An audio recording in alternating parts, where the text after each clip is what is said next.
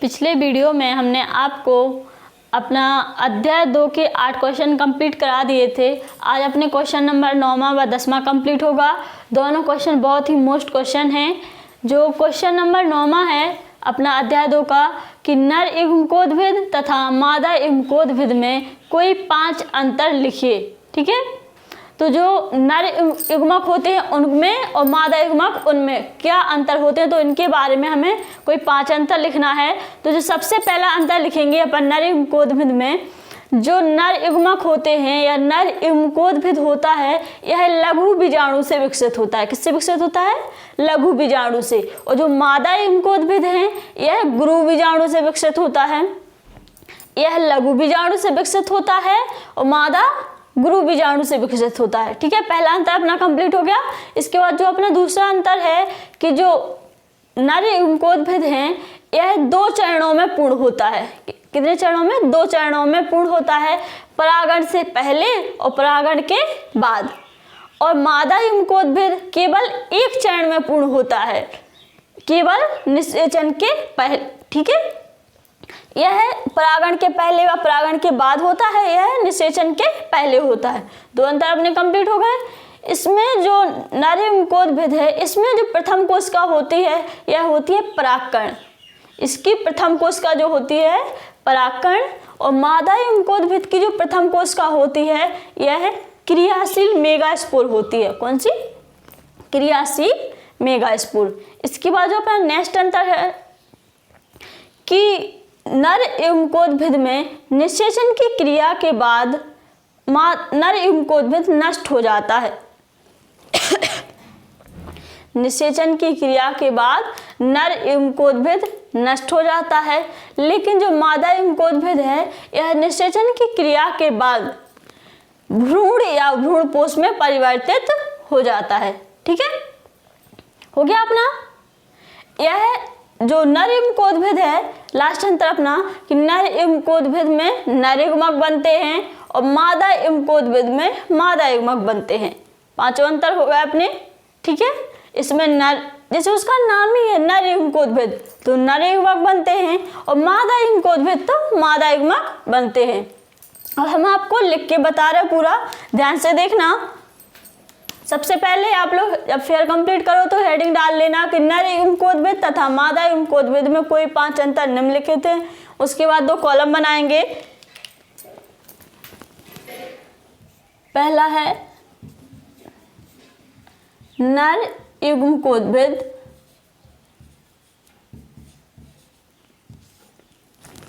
इसमें लिखेंगे मादा युग्मकोद्भिद।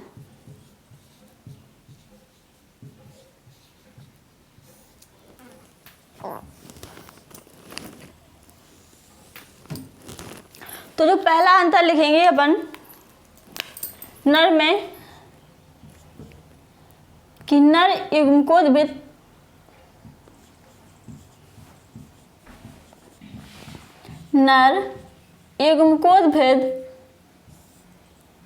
लघु बीजाणु से विकसित होते हैं। लघु बीजाणु से विकसित होते हैं।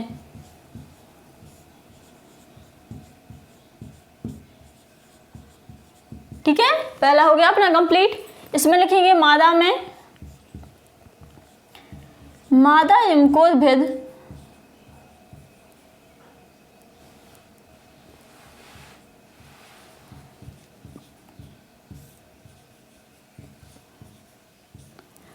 युग्मकोद्भिद गुरु बीजाणु से विकसित होते हैं।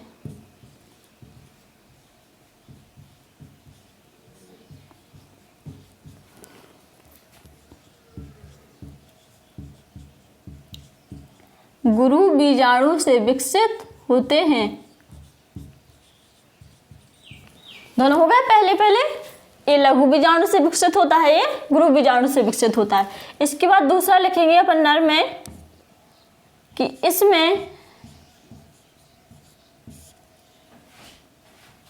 इसमें विकास 2 चरणों में पूर्ण होता है। 2 चरणों में होता है।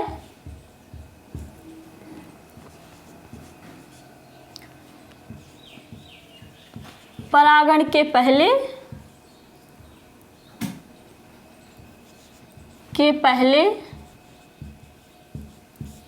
तथा परागण के बाद।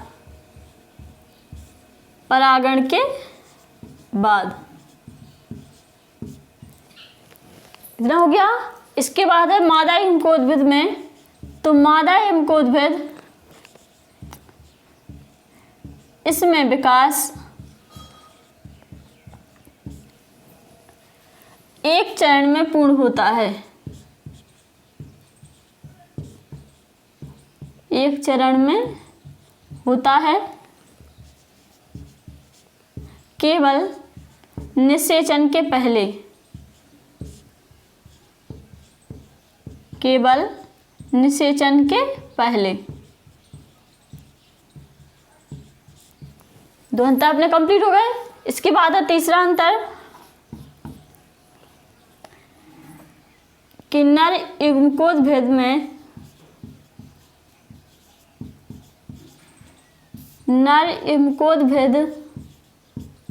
की प्रथम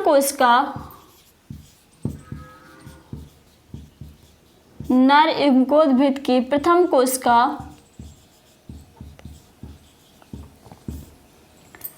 परागकण होता है। परागकण होती है। ठीक है। मादा हिमकोद्भिद की प्रथम कोशिका क्रियाशील मेगास्पोर होती है।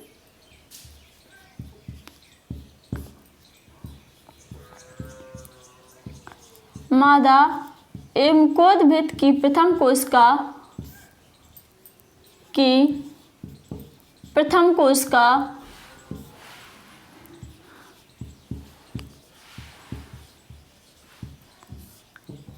क्रियाशील मेगास्पोर होता है।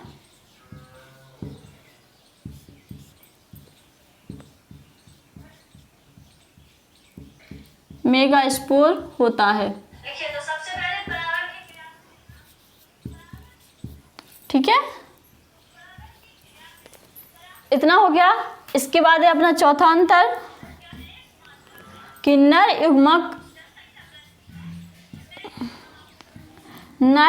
युग्मकोद्भिद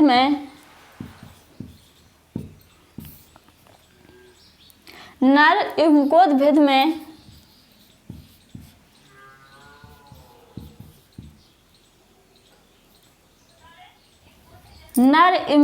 निषेचन के बाद नष्ट हो जाता है। निषेचन के बाद नष्ट हो जाता है।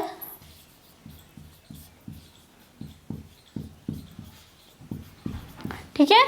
नर युग्मकोद्भिद निषेचन के बाद नष्ट हो जाता है। युग्मकोद्भिद निषेचन के बाद नष्ट हो जाता है। चौथा है इसमें मादा युग्मकोद्भिद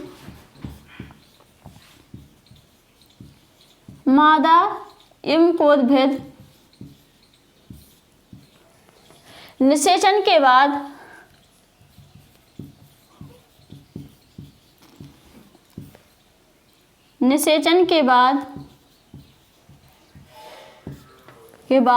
भ्रूण तथा भ्रूणपोष में परिवर्तित हो जाता है। भ्रूण तथा भ्रूणपोष में परिवर्तित हो जाता है।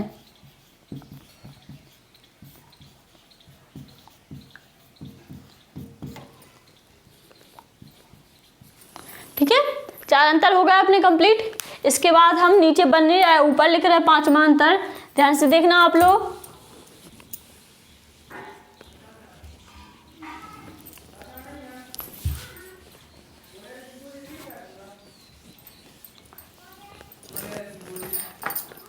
पांचवा है अपना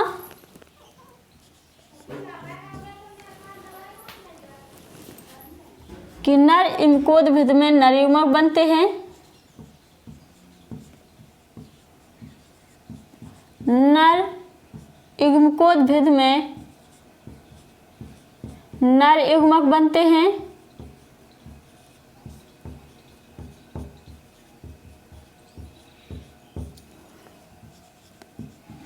ठीक है, और मादा युग्मकोद्भिद में मादा युग्मक बनते हैं।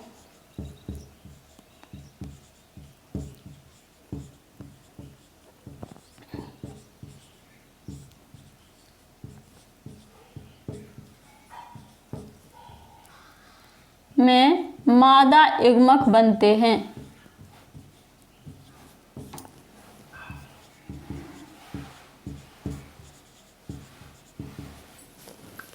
हो गया अपना 5 अंतर कंप्लीट हो गए। ठीक है, तो हमने आपको पूरा लिख के बता दिया है, आप ध्यान से देख लीजिए, और जहाँ पर हम समझ में नहीं आए हम फिर से बोल के बता दे रहे हैं आपको। जो दूसरा अंतर है, इसमें विकास 2 चरणों में होता है, परागण के पहले तथा परागण के बाद। इसमें मादा में इसमें विकास 1 चरण में होता है, केवल निषेचन के पहले। ठीक है, तीसरा अंतर है नर युग्मकोद्भिद की प्रथम कोशिका परागकण होती है, और मादा में कि मादा युग्मकोद्भिद की प्रथम कोशिका क्रियाशील मेगास्पोर होती है। इसके बाद चौथा अंतर है अपना नर में कि नर युग्मकोद्भिद निषेचन के बाद नष्ट हो जाता है, लेकिन मादा युग्मकोद्भिद निषेचन के बाद भ्रूण तथा भ्रूणपोष में परिवर्तित हो जाता है। अंतिम अंतर है 5वां अपना नर युग्मकोद्भिद में कि नर युग्मकोद्भिद में नर युग्मक बनते हैं,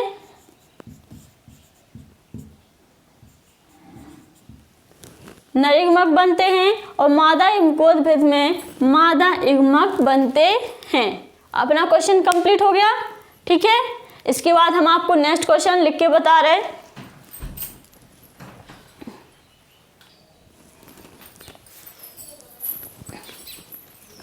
अपना नेक्स्ट क्वेश्चन है क्वेश्चन नंबर 10वां कि द्विनिषेचन की क्रिया क्या है व इसका महत्व लिखिए। तो हमने आपको बोर्ड पर लिख के बताया है, आप ध्यान से देखिए, हम आपको पढ़ के बता रहे हैं कि द्विनिषेचन से आप क्या समझते हैं या द्विनिषेचन की क्रिया से आप क्या समझते हैं, इसका क्या महत्व है। क्वेश्चन है अपना, तो सबसे पहले अपन हेडिंग डालेंगे द्विनिषेचन। ठीक है, तो लिखेंगे पुष्पीय पौधों की परागनलिका में प्रजनन कोशिका से 2 केंद्रकों का निर्माण होता है। निषेचन के दौरान एक नर युग्मक मादा युग्मक से संयोजन मतलब मिलकर युग्मनज बनाता है। युग्मनज मतलब होता है जाइगोट, युग्मनज बनाता है, तथा दूसरा नर युग्मक द्वितीय केंद्रक से संयोग करके त्रिगुणित केंद्रक बनाता है, जो भ्रूण कोश का निर्माण करता है। इस प्रकार दोनों नर युग्मक निषेचन की क्रिया में भाग लेते हैं। इस क्रिया को द्विनिषेचन की क्रिया कहते हैं या द्विनिषेचन कहते हैं। ये परिभाषा होगी अपनी द्विनिषेचन की। इसके बाद है इसका महत्व, तो उसके बाद हेडिंग डालेंगे महत्व। सबसे पहला महत्व है कि अगर जीवन भर बीजों के बनने की क्रिया को निरंतर रखना है तो द्विनिषेचन की क्रिया कैसी है, आवश्यक है। जीवन भर बीजों के बनने के लिए द्विनिषेचन की क्रिया आवश्यक है, ये पहला महत्व। इसके बाद दूसरा है भ्रूणपोष का निर्माण भ्रूण के बनने पर ही होता है। इसकी अनुपस्थिति में भ्रूणपोष का निर्माण रुक जाता है। मतलब इसका कि अगर भ्रूणपोष की क्रिया को निरंतर रखना है तो द्विनिषेचन की क्रिया कैसी है, आवश्यक है। ठीक है, ये क्वेश्चन अपना कंप्लीट हो गया आज का। आज के लिए इतना ही। जो अपना चैप्टर दूसरा है ये आज ख़त्म होता है, इसके बाद में देखेंगे। ठीक है, थैंक यू, धन्यवाद।